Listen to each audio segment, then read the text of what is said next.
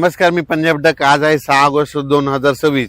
मी इकडे आळे फाट्याकडे आहे आणि या ठिकाणी एक अंदाज देणार आहे. तर राज्यातल्या सर्व शेतकऱ्याला सांगू इच्छितो की आणखीन 6, 7 आणि 8 आणखीन 3 दिवस राज्यामध्ये 10 मिनिटाचा 20 मिनिटाचा थोडाफार पाऊस येणार आहे, म्हणून हा अंदाज लक्षात यायचा. खूप काय मोठा नसणार आहे म्हणून हा राज्यातल्या सर्व शेतकऱ्यांना लक्षात यायचा. त्याच्यानंतर 7-8 तारखेच्या नंतर चांगलं हवामान कोरडं होईल, पण तरी पण स्थानिक वातावरण तयार होऊन थोडाफार पाऊस येणार आहे, म्हणून हा अंदाज सर्व शेतकऱ्यांना लक्षात यायचा. राज्यात शेतकऱ्याला सांगू इच्छितो की ज्यांना शेतीची कामे करायची असेल तर तुम्ही काय करा, ह्या म्हणजे आता 8 तारखेपासून 8 ऑगस्ट पासून हवामान कोरडं होईल. काही काही भागात ठिकठिकाणी सूर्यदर्शन होईल, कोरडं होईल, म्हणून हा अंदाज लक्षात यायचा आणि आपण आपल्या शेतीची कामे करायची. त्याच्यानंतर राज्यामध्ये 15 ऑगस्ट नंतर परत राज्यामध्ये पुन्हा पाऊस सक्रिय होणार आहे, पण ते पाऊस काय होणार आहे, विदर्भाकडे असणार आहे. विदर्भा म्हणजे कुठं, विदर्भामध्ये वर्धा, नागपूर, भंडारा, गोंदिया, चंद्रपूर, यवतमाळ, गडचिरोली तिकडल्या पट्ट्यामध्ये राहणार आहे. म्हणजे पूर्व विदर्भामध्ये ते पाऊस असणार आहे, म्हणून अंदाज तो सर्व शेतकऱ्यांना लक्षात यायचा. तसेच कोकणपट्टी, नाशिक, कोल्हापूर, त्याच्यानंतर पुणे ह्या पट्ट्यात काय होईल, आणखीन 2-3 दिवस सरी मात्र चालूच राहणार. काही काही ठिकाणी जोराचा पाऊस पडेल, 10 मिनिटाचा, 20 मिनिटाचा, अर्ध्या तासाचा असा पाऊस चालूच राहणार आहे, म्हणून अंदाज त्या शेतकऱ्यांना लक्षात यायचा. त्याच्यानंतर इकडं मराठवाड्यामध्ये परभणी, लातूर, हिंगोली, त्याच्यानंतर नांदेड, संभाजीनगर, जालना, धाराशिव, लातूर, ह्या बीड ह्या पट्ट्यामध्ये काय होणार आहे, दर आणखी 2-3 दिवस स्थानिक वातावरण तयार होऊन दुपारपर्यंत ऊन पडणार, लगेच अर्ध्या तासाचा 1 तासाचा जोराचा पाऊस पडणार आहे, म्हणून हा अंदाज लक्षात यायचा.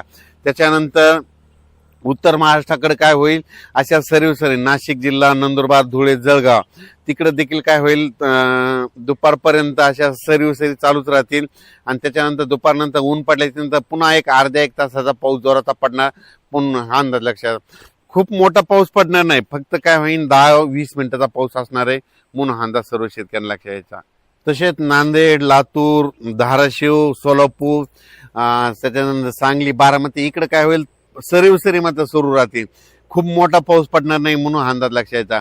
पण तरी पण काय होणार आहे, ह्या 3 दिवसामध्ये आज म्हणजे 6 ऑगस्ट, 7 ऑगस्ट आणि 8 ऑगस्टच्या दरम्यान सोलापूर जिल्हा, लातूर जिल्हा, धाराशिव जिल्हा, इकडे सांगली जिल्हा, बारामती 2, कडाष्टी, बीड ह्या परिसरामध्ये काय होईल, अर्ध्या तासाचा 1 तासाचा जोराचा पाऊस पडणार आहे, स्थानिक वातावरण तयार होऊन, म्हणून अंदाज लक्षात येतात. खूप मोठं नाही, पण अर्ध्या तासाचा, 20 मिनिटाचा, 10 मिनिटाचा, 5 मिनिटाचा असा पाऊस पडून जाणार आहे, म्हणून हा सर्व शेतकऱ्यांना लक्षात यायचा. सोशल मीडियामधून असं ऐकण्यात येतं की सप्टेंबर ऑक्टोबर मध्ये पाऊस कमी पडणार आहे, पण सर्व शेतकऱ्याला सांगू इच्छितो की सप्टेंबर ऑक्टोबर मध्ये परतीचा पाऊस जोराचा पडणार आहे, धुमाकूळ घालणार आहे, म्हणून हा अंदाज सर्व शेतकऱ्यांना लक्षात यायचा. त्यानंतर एक अशी बातमी आली की टेम्परेचर वाढणे, उलट टेम्परेचर वाढल्यामुळे फायदा होणार आहे. जितकं टेम्परेचर वाढलं त्यावेळेस काय होतं, उष्णता वाढते. उष्णता वाढली की हवेचे कमी दाब तयार होतात. कमी दाब तयार झाले की वारे जास्त दाबाकडून कमी दाबाकडे येत असल्यामुळं राज्यातला पाऊस वाढणार आहे. पण सर्व शेतकऱ्याला आणखीन एक सांगतो, महाराष्ट्राला 2 समुद्र आहेत, अरबी समुद्र आणि बंगालच्या खाडीचा समुद्र. अरबी समुद्रामधून जरी काही भागामध्ये पाऊस नाही पडला तर तुम्हाला सांगतो 20 सप्टेंबर नंतर काय होतं की बंगालच्या खाडीमधून पाऊस येतो, त्या शेतकऱ्याची हरभऱ्याची, ज्वारीची पेरणी करून टाकतो.